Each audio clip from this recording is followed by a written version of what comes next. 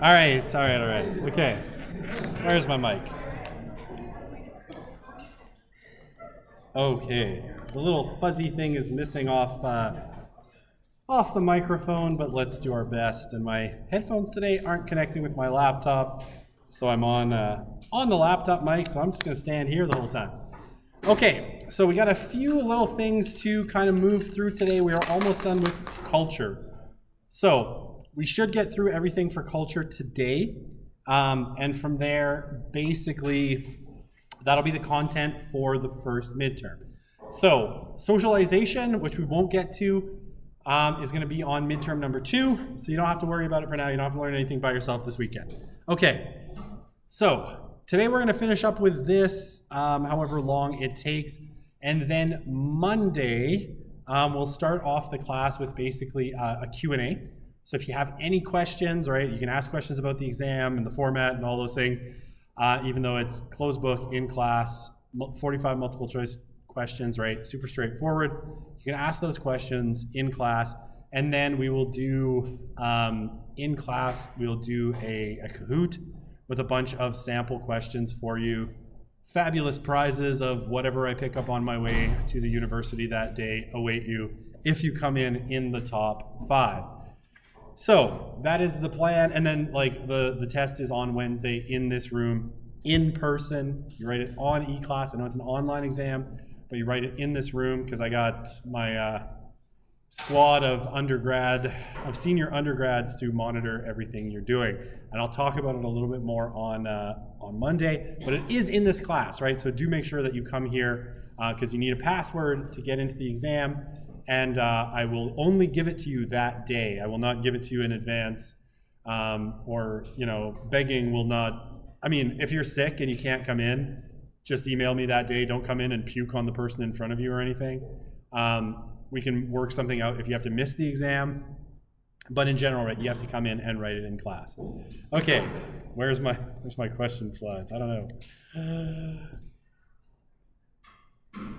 This is not rendering properly. Let's see if I can fix that, because it's gonna bother me. Uh-oh. Hang on a sec, one more second here. Some setting on my PC has broken things. I don't know why. Okay, clear. PC, we will go to duplicate. And then, I suppose I could do it in the mini box if I had to. And try this. Okay, that looks better. Okay. Oh yes, the study guide. I'll put it up when I go back to my office today. I have like a summary of the content, which I will put up for you. So I will do that. All right, can the online folks do the Kahoot? You can try, but you can't win any prizes because if you're not here, I can't give you stuff. So, okay. Where were we? We were at cultural capital, right? So we ended off last time talking about cultural capital. And again, this is this sort of amorphous kind of notion that comes from a guy named Bourdieu, that all of us have a certain kind of ability to navigate different cultural scenarios, and that this differs from place to place and time to time, right? And certain things that you have, right? Fancy cars, degrees, skills, abilities, knowledges, all can play into you know, your level of cultural capital in certain places. Okay.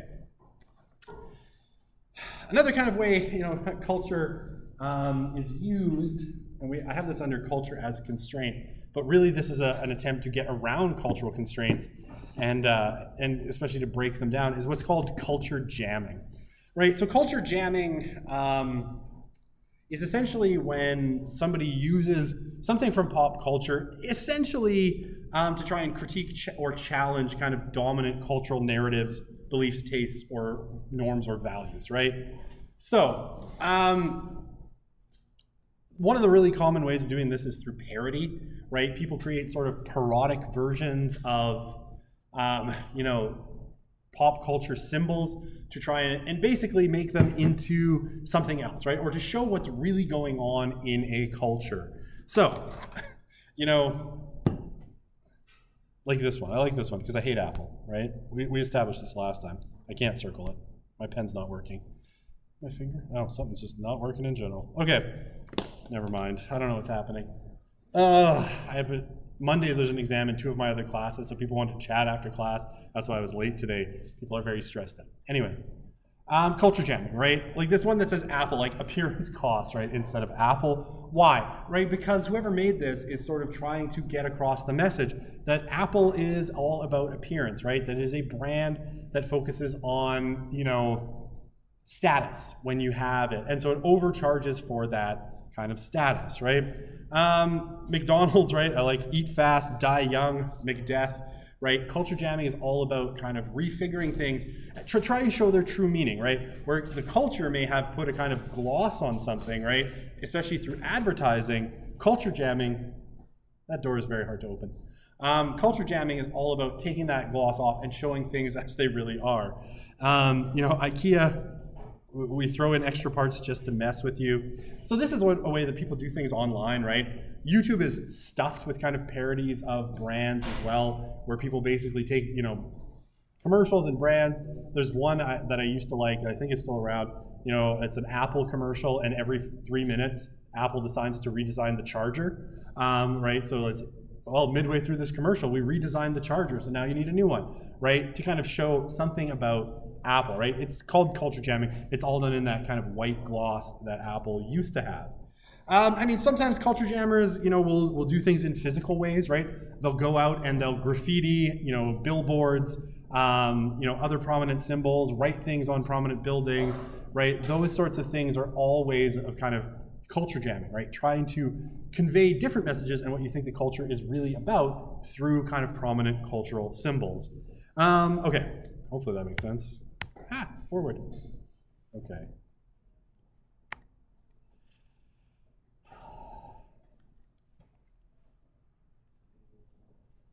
Okay. Virtual culture is a really interesting one, right? And again, I've found an image to make Apple look bad. I'm sorry. From really kind of the 1990s forward, right? And with the mainstreaming of the internet in 1995, we end up in a period where there's a possibility of sort of interacting with the world, either in person and online. And now increasingly, right, it used to be that there was a really clear distinction between these two, right, where people were either in the mode of offline life or online life. Once smartphones come into the mix, in about 2007 when the iPhone is released, it starts to become blended, right? Your online and offline kind of personas start to blend, and social media becomes really, really prominent starting around 2008, 2009. It really becomes very much mainstream. Right, so the adoption of computer-based technologies, and especially smartphones, have transformed cultures in very particular ways. And one of the things that's interesting about smartphones is that the adoption of smartphones as a mainstream technology represents what I think a lot of tech historians are calling, and I think accurately, the fastest adoption of a technology in human history, right? The technology of the smartphone spread incredibly quickly. It went from, almost no one had them in 2007. 10 years later, in 2017, almost everyone had them, in Western societies. And, this shift into kind of virtual culture is a cause for a lot of concern, even though it brings benefits. Right, okay, and this is just a partial list. Obviously the internet has brought huge opportunities, right, for limitless access to information, right? There's more information available on the internet, and we're now generating more information than at any time in human history, right? We basically, generate as much knowledge and information just in pure quantities as the whole of humanity did, in thousands of years, in a couple of days, right? So we generate a huge amount of information. Some of it is garbage, but that's not the point. Obviously there are huge commercial opportunities as well, right? It's created companies like Amazon, like Facebook, like eBay, and all of these kind of retailers that sell online to places they never could have got to otherwise, right? So the commercial opportunities that come from online are massive as well. It's also created a space for a lot of different ways to play with identity, right? I mean, we saw this going back into the 2000s, right, when games like Second Life came out, where people could play with questions of gender identity in major ways. I had one friend, and when she was doing her master's, this would have been about back in 2008, she was writing her master's thesis on World of Warcraft. And specifically, she wrote one paper whose title I always loved. It always stuck in my head because it was a great title. Big-breasted night elves and the men who love to play as them. And it was all about, basically gender play in World of Warcraft. So why men specifically chose to play as female characters, and how other people reacted to them when they found out that they were men playing as female characters, right? A lot of space to play with identity. A lot of sources of identity as well, right? Once the internet becomes really mainstream, people start to find communities, whether that's bronies or Star Trek, Star Wars fans, any kind of fandom, right? People connect to other people that have similar interests and values with them online, right? Through all sorts of platforms, right? First it was through like bulletin boards, then websites, then TikTok and all other sorts of, Facebook, then TikTok, then all other kind of forms of community and connection that kind of come. So lots of good things about online, and that's not an exhaustive list either. Some of the bad though. We're seeing, and I'll talk about it in a sec, the research on it, and especially if you look at research coming from Jean Twenge and Jonathan Haidt, a lot of social problems seem to be coming from this rapid adoption of technology. So it's not uncommon for kids to have access to screens at a really young age. There's a lot of arguments that it's detrimental for their brains, and in some cases that they're not getting the kind of affective interaction with adults because adults are pacifying them with screens. There's like, one of the things, I know this, my wife's an elementary school teacher, and specifically she works with students who have speech delays. And one of the things we're seeing is a massive rise in speech delay related problems, right? There are more, it's about 20 times more kids today come to first grade with a speech delay, right? They don't have vocabulary that's at their kind of age level. And most psychologists are saying that this is because they spend so much time in front of screens, they're not talking to people enough. And so they're not reading books, they're not talking to people, they're not developing enough vocabulary, right? So they're starting at a kind of disadvantage, and then the school system's being asked to kind of bring them up to speed, all related to what's sometimes called passback, right? Where basically, a parent, to pacify their kid, hands them a tablet or smartphone, right? I've walked through Costco or Walmart so many times, and there's a kid, sitting in the shopping cart on a tablet because, and I get it, right? I have kids, they're a pain sometimes, they talk a lot. My youngest, who's 4, says hi to people in the store, and it's very embarrassing. And sometimes, multiple times to the same person, because you pass each other in the aisles, and he's like, hello again, old lady, and you're like, oh my God. Please be quiet. Most people find him charming, but he's 4, and he's very cute, which is a good thing. If he was ugly, I'm sure they'd be like, no, I'm kidding. Ugly babies are a thing, I'm sorry to tell you. Based on my experience, all my kids were cute, but my wife had cousins and all their kids were ugly, so I'm saying like 50-50 chance, at best. But you'll find your child adorable because it's wired into your biology, so you're fine. There was one, I swear, looked like a bulldog. Had like an underbite, like a massive underbite, and when he cried, drool just like poured down. And my wife and I still call him the bulldog baby. It's been like 10 years. He's probably fine now. Anyway, sorry, I'm a cruel person, but truthful in my cruelty. Okay, so this kind of phenomenon of inattentive parents, right? Parents distracted by technology, becoming an increasing problem. Sherry Turkle talks about this in her book, Reclaiming Conversation, that a lot of families have stopped talking to each other and text, and it's a big problem.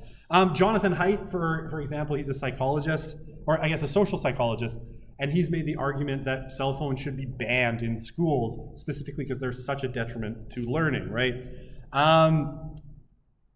They've replaced a lot of things that people used to do in other ways, right? Like when I was young, and I'm old now, clearly 41, sadly. We used to go outside and play with our friends a lot. Video games were very rudimentary and connected to giant TVs. It's hard to get my kids off of screens because I'm like, get off the computer. And my son goes and picks up his Switch and I'm like, get off your Switch. And he goes and grabs his phone. I'm like, get off your phone. And then he goes and turns the TV on. And at that point, usually I've given up long ago and started drinking.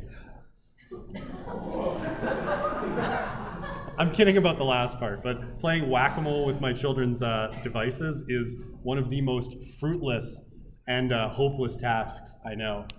And trust me, we try really, really hard. At one point, I threatened to disconnect the Wi-Fi forever, which is clearly not feasible for me, but whatever. Okay. So all of this these are social problems that are coming up from these adoptions of technology. And there's one other one. Oh yeah, playground accidents. A big rise in playground accidents because parents are less attentive to their kids. Now, I mean, this may not actually be that big of a problem because, like Jonathan Haidt will suggest, that parents were too protective anyway, and that having a playground accident, especially a non-fatal one, well, a fatal one would be very bad, can be good for kids because they learn about risk and risk tolerance and all of these things. But there certainly are more of them now than there were in the past. Okay. A lot of mental health concerns having to do with technology, and this literature is getting bigger and bigger every year. It's kind of being led now by Jean Twenge and Jonathan Haidt, who I just mentioned twice. Basically, because young people, most of their social interactions are characterized by technology, right? And who is it? I think it's Sherry Turkle. She wrote a book called Alone Together, about the fact that even when teenagers are together in groups, they're actually alone because they're each on their devices. So they spend time or they're with people when they're alone. So there's this weird thing where when they're with people, they're not with people, and when they're not with people, they're with people. All the technologies young people have are characterized by tech. My daughter had her 14th birthday party on last Saturday, and literally, they spent about half the evening sitting upstairs in our loft, not watching TV or playing a game, but showing each other memes on their phones, right? This was what apparently 14-year-old girls considered fun, which makes me feel both like happy that I grew up in a time before this and kind of old, which is okay. I lost most of my hair. I knew I was old. That's all good. Okay. In some ways, this has been good, right? It's contributed to the physical safety of young people. Young people, Gen Z in particular, less likely to be injured in car accidents, to get into a fight, to get murdered, to drink alcohol, do drugs, and a number of other, to have sex at an early age. All of these things have declined. So like rates of teen pregnancy have declined too. Why? Well, to put it gently, for Gen Z, it's not so much Netflix and chill, it's just Netflix. That's all. Alone in your house. I'll tell you, totally not related. I talk about this in my course on youth, SOC 377, Sociology of Youth. Quite frankly, a lot of people are now talking about Gen Z as being in a sex recession, which is bordering on a sex depression. Right, that's how little sex Gen Z is having compared to the millennials and Gen X. Why? Well, there's some people are calling it the Netflix effect, where basically there's so much to do in your house that you don't need to venture out anywhere else. And especially for young men, if you want, sexual gratification, there's a whole 2/3 of the internet that's geared towards that in some way, if you catch my meaning. They've also talked about this in terms of like married couples. There's a whole kind of sociological theory that says that married couples used to have sex because they were bored. It was like, oh, well, there's nothing to do, there's nothing good on TV, well, maybe we'll go have sex. But now that there's Netflix and Prime and everything else, and your phone and video games, married couples are having sex less too. Why? Because it's like, that sounds like a lot of work. Let's just find something else to watch on Netflix. So general sex recession is happening. Bet you never thought you'd hear that in SOS 100, but there we have it.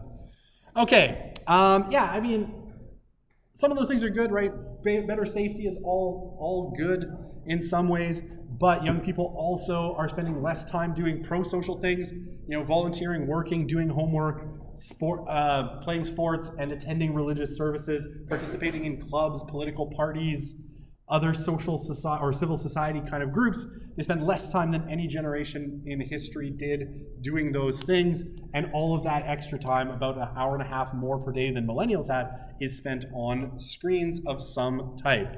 And it seems to be contributing to a massive mental health crisis. Since 2012, rates of depression and suicidality have skyrocketed, as have rates of things that are objectively measurable, like suicide attempts, self-harm, and taking your own life. So, all sad stuff. Whoops, I did not mean to do that. I thought there was another question slide. I'm gonna go back for a sec, because I want to see if people have any questions. Okay, I exited, my computer is not cooperating. I can't click on anything. What has happened to us? All right, I have to reboot PowerPoint because sometimes it breaks. Hang on, can I do things now? Did I fix it? Nope. Oh, PowerPoint. My computer's tired after 2 lectures before. All right, hang on. I try to restart PowerPoint. I don't know how to get rid of this chat in OBS either. It's just bothering me. Okay. Okay. Yes, okay. Let's try this. There we go. Just want to see if people have any questions. We are almost done.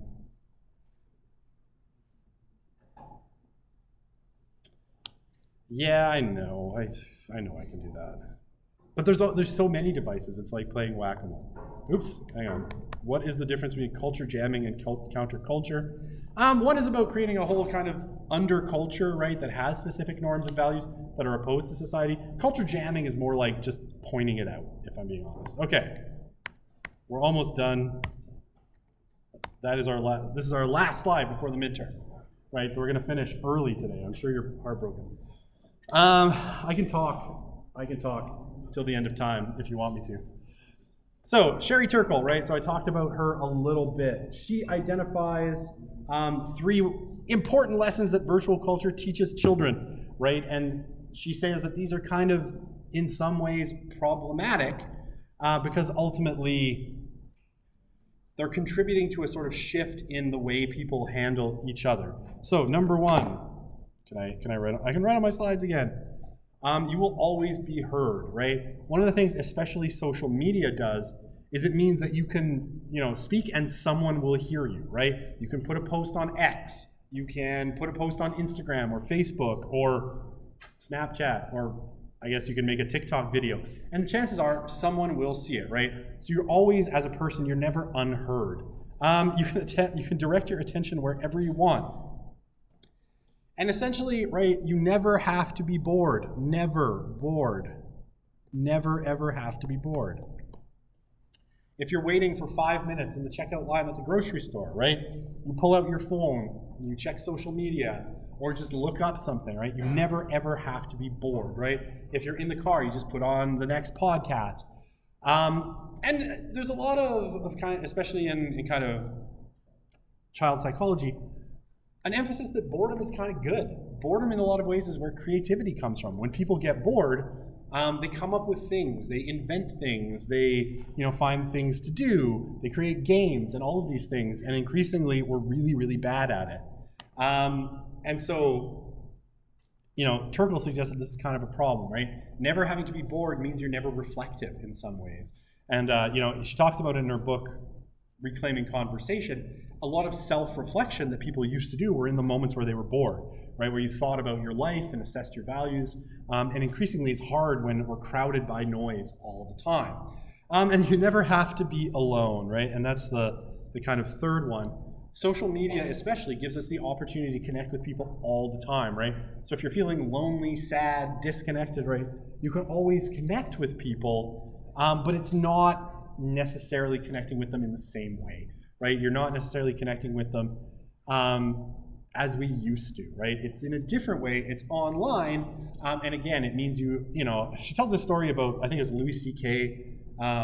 You know, whatever you think of him after the allegations of him doing something sexual that was weird.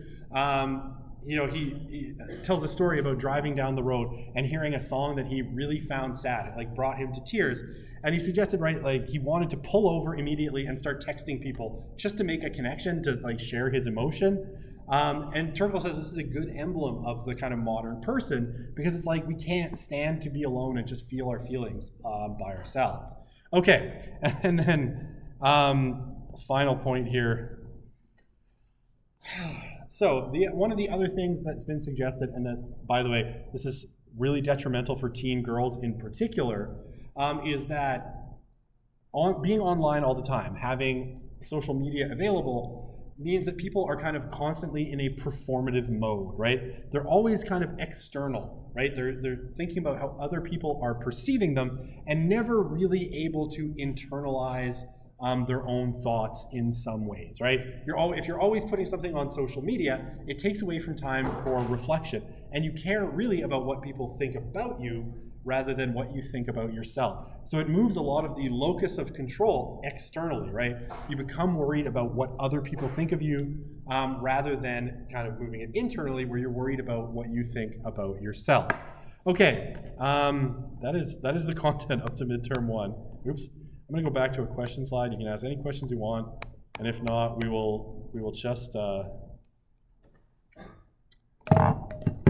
we'll just call it a day, a little bit early for Friday.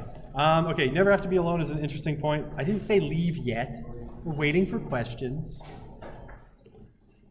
I mean, you can leave if you want. I can't stop you, but yeah, Gen Z is definitely one of the loneliest generations in history, and it does seem to be because they actually don't spend any physical time with each other. There's actually, okay, do I think that people are becoming numb emotionally because of constant stimulation? There's good evidence of that. There's also good evidence that young people are getting worse at reading human emotions. So from a level of empathy, they're getting worse at it. Okay, and I could share that with you if you want. All right. See you on Monday, if not. How to prepare for the midterm. I mean, go over the slides, check the notes. I'm going to post a kind of quick summary of what we learned so far. You can go over that, do the practice questions, come to class on Monday, do the practice Kahoot. You'll be in great shape. All right, we'll see you then.